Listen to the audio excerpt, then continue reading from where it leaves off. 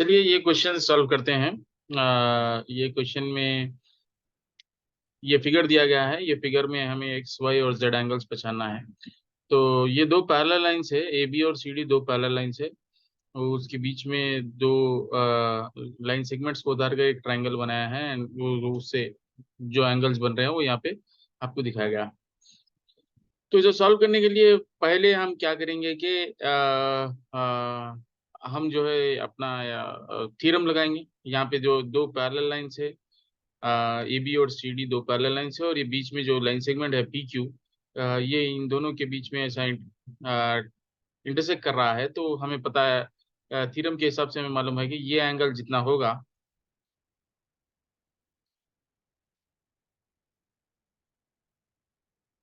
ये एंगल जितना होगा, ये एंगल भी उतना ही होगा। ओके, अगर ये 80 डिग्रीज है तो इसका मतलब ये 80 डिग्रीज होगा। ओके, क्योंकि ये जो है क्या बोलते हैं ये आप अगर ये ऊपर का एंगल रहता तो ये करस्पॉन्डिंग एंगल्स हो जाते। करस्पॉन्डिंग एंगल्स इक्वल रहेंगे अगर आप पैरेलल लाइंस को कोई लाइन ऐसे इंटरसेक्ट करती है और या फिर ट्रांसवर्सल अगर आप या उतारते हैं तो ये दो एंगल्स इक्वल होंगे, और ये अपोजिट एंगल्स भी इक्वल होंगे। तो इसी वजह से ये जो एंगल होगा ये एंगल भी वही होगा।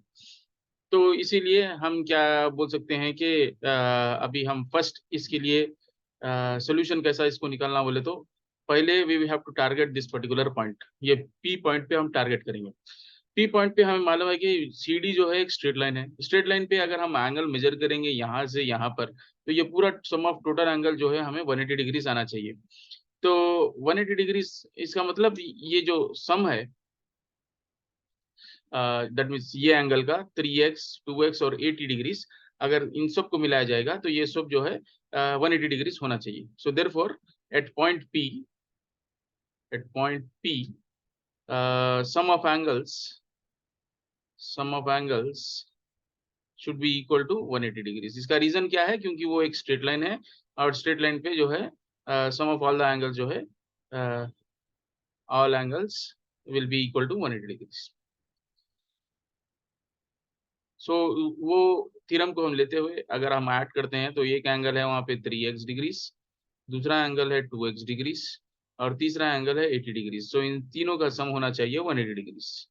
सो इससे हमें 2x और 3x दोनों को ऐड करने से हमें ये बन जाएगा 5x plus 80 degrees is equal to 180 degrees.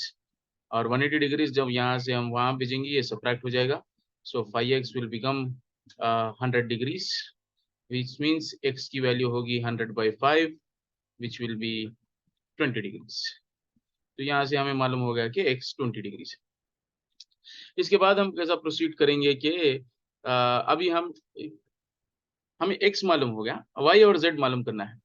तो x मालूम हो गया मतलब हमें ये एंगल मालूम है, और यहाँ पे 80 डिग्रीज दिया गया है, और ये y डिग्रीज यहाँ पे हम मालूम कर ले सकते हैं। ये ट्राइंगल को हम लेंगे, पी क्यू आर ट्राइंगल को अगर हम ले लिए तो ये पी क्यू आर ट्राइंगल में दो अननोन्स थे पहले, एक्स और वाई, मगर क्योंकि एक्स हमारे को मालूम हो गया, अब यहाँ पे एक ही अननोन बचेगा।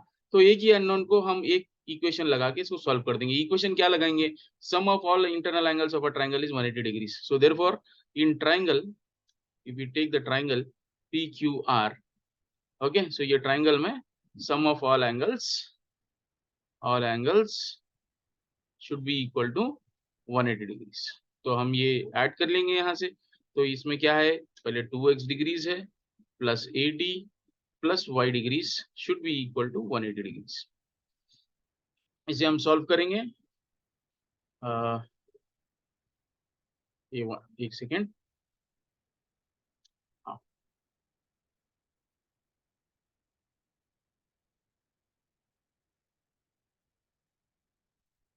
राइट। तो इसे हम सॉल्व करेंगे यहाँ पर।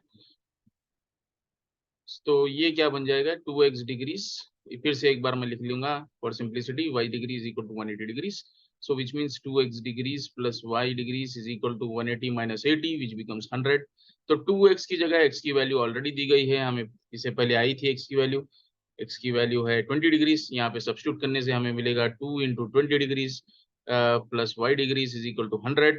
इसको हम फर्दर सॉल्व करते हैं तो हमें y degrees is equal to 100 minus 40 आएगा, which means it is equal to 60 degrees. So यहाँ तक हमें दो अननोन्स मालूम हो गए हैं, एक तो x और दूसरा y। अब यहाँ पे z मालूम करने के लिए हम क्या करेंगे, z मालूम करने के लिए वापस फिगर में जाएंगे और ये पॉइंट r को अगर हम देखेंगे तो we know that this line A B जो है एक स्ट्रेट लाइन है, स्ट्रेट लाइन है बोलते sum of all angles on this should be equal to 180 degrees. इसका मतलब y और z को ऐड करने से हमें 180 डिग्रीज आना चाहिए। y क्योंकि हमें मालूम है, z हमें वन नहीं मालूम है, so one unknown one equation will be able to solve that. Okay, so therefore so third के लिए हम क्या करेंगे, at point r sum of all angles is 180 degrees, all angle should be equal to 180 degrees और reason क्या है, because it's a straight line.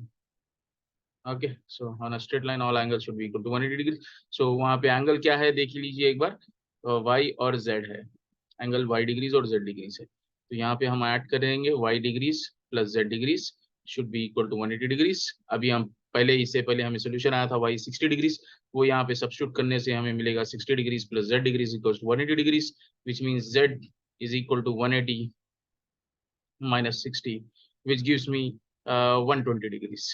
Okay, so इससे और एक भी आप जो है इसको वेदर ये करेक्ट है या नहीं इसको मालूम करने के लिए देख सकते हैं कि y जो है 60 डिग्रीज है, इसका जो एक एक्यूट एंगल है लेस देन 90 डिग्रीज, z जो है 120 डिग्रीज है जो एक ऑब्ट्यूज एंगल है, और ये फिगर में हम देख सकते हैं कि y जो है एक एक्यूट एंगल है और z ऑब्ट्यूज एंगल है जो परफेक्टली फिट बैठता है। So therefore that is our solution. So therefore ultimately अगर मैं इसको समराइज करूं तो ये इक्वेशन में हमें मिलेगा x is 20 degrees, y is 60 degrees and z is 120 degrees। ये होगा पूरा सॉल्यूशन, राइट। Thank you.